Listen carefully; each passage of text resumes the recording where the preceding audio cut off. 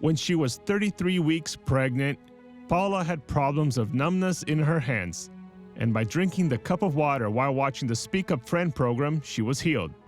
In March of 2019, her son was born premature, and more challenges awaited her. He was born at 1:12 in the morning on the 23rd.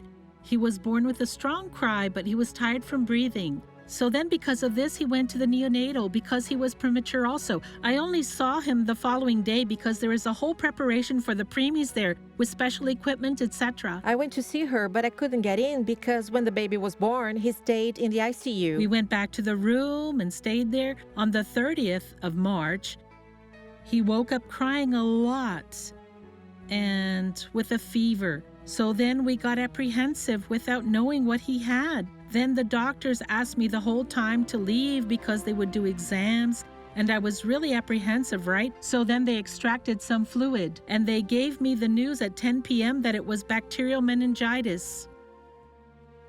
Bacterial meningitis is the inflammation of the tissue that involves the brain and the marrow.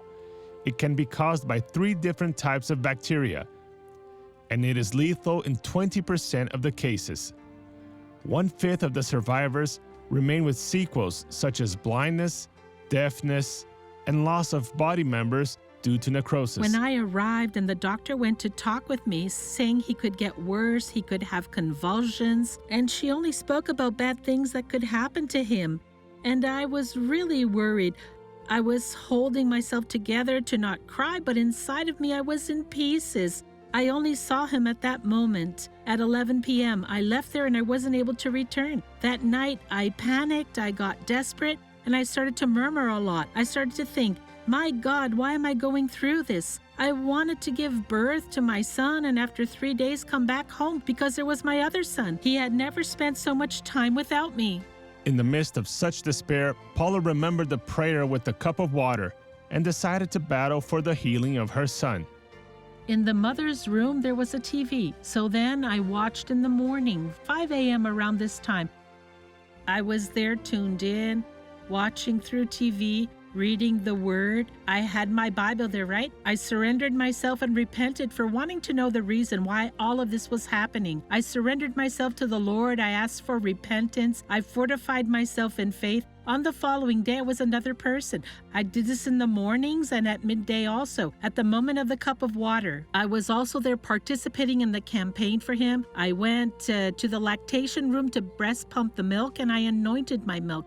My milk will be healing for him. I asked the Lord to place his hands over it. I blessed the milk so that it would be a medicine for my son. I couldn't take anything into the room. I couldn't take some oil to anoint him, I could only lay my hands upon him to pray and rebuke. I prayed to God and she would pray too at the hospital. We prayed to rebuke all evil, all infirmities in his life for him to get better so that he could leave the ICU. And from this moment onwards, they said he would take 14 to 21 days of antibiotics. He stayed only 10 days. There was no need for him to stay longer. They did another fluid test, and it was negative. He didn't have any side effects, and we were discharged and went to a room. So he used this feeding probe, and then the doctor evaluated him and removed the probe. He was fed only through my breast and through a cup. Afterwards, he only gained weight. There were no other problems that appeared. Fever, he didn't have anything. Although the bulletins came saying that his condition could get worse, he didn't have anything. From that moment onwards, he only got better. They took him and did all the exams, ultrasound scan of the head, and everything was perfect. So then all the exams he did there with the neurologist didn't show anything else.